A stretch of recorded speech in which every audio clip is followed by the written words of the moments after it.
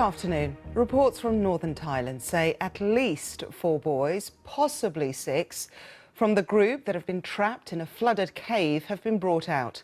A major operation involving international divers and elite members of the Thai Navy has been taking place to free the 12 boys and their football coach.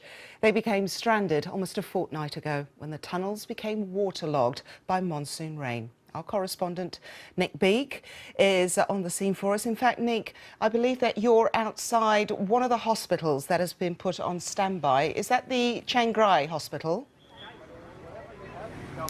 Absolutely, yeah. This is the main hospital in the Chiang region, and in the past 20 minutes or so we've seen 2 ambulances race into this hospital. We don't know who exactly is inside, but we know that 3 ambulances left the cave complex, which is probably about an hour away from here, so they race along the road to this point. I can tell you our best source at the moment for what is happening is probably the Thai Navy SEALs, and on their Facebook page they have been providing regular updates as to what's been happening. Remember, they are the people who've been in the cave. They're the ones who've been taking videos and posting it of the boys who have been trapped. They say that 4 boys at this stage have been brought to safety from the cave complex an hour from here. So that is the word from them. Lots of other reports whirling around at the moment. We can't say for sure whether they are accurate, but certainly what we know is 2 ambulances here, and as I say, 4 boys brought to safety according to the unit, the elite unit, which has been spearheading this operation. Nick, what are the primary concerns for the children's health as they're brought to the hospitals? Do we know what sort of plan has been put in place?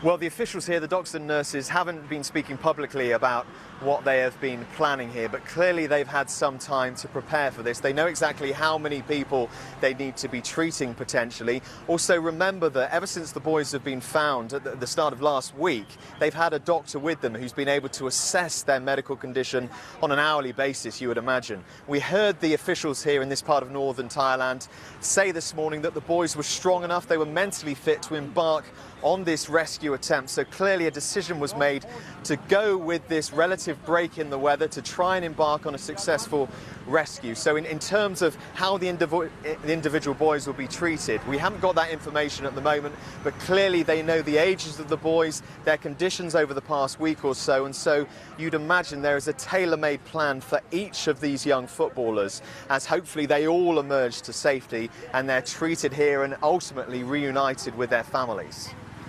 And that helicopters, we understand, Nick, that helicopters had been put on standby. That was one of the plans in terms of getting those boys to hospital as soon as possible. Why is it then that they've used ambulances?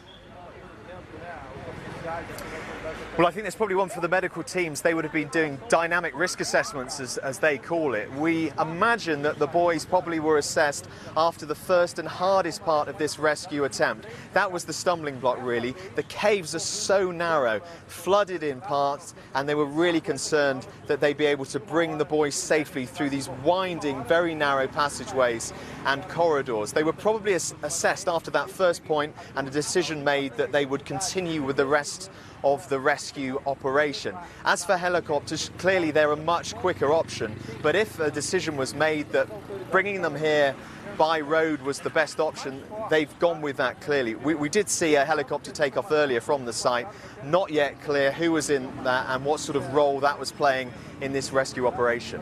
And finally, Nick, any indication that family members are attending the hospital?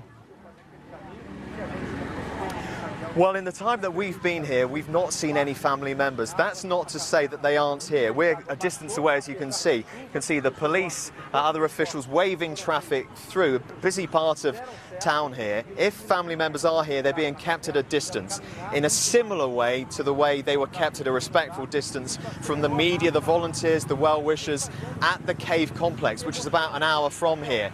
You'd imagine that they'd be the first to know any sort of developments in this rescue operation. We know they've been been consulted throughout. They were told that they were going to embark on this rescue plan, and so if they are here now, they will be given the latest information, and in time, of course, that will be fed to us either through the elite Navy SEAL unit or through the government, or certainly the local government in this part of northern Thailand, who've been keeping us up to date on developments.